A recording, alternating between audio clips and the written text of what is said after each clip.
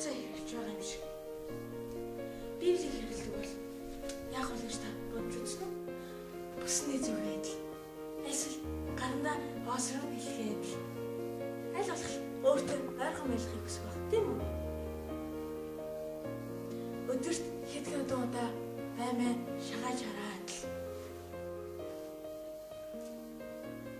хичээл, ажил, гэр хаан ч юм чухал яадаг ч байсан яарн үйл яваад л.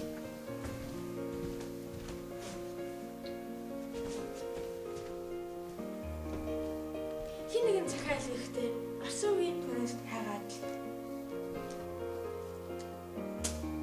Тэрнгүй бол амьдрал нэг л өдөртэй гэж ирээд л.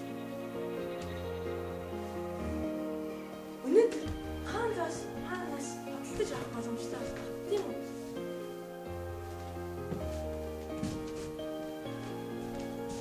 За тэгээд шинийг очихол өмнөх нь гайхуулаад л.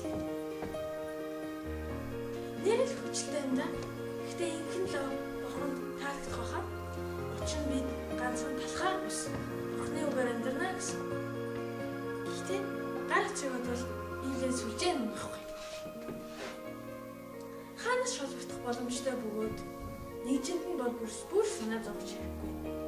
Эзэн Есүс хязгааргүй хандлтын төлчсөн юмдаг.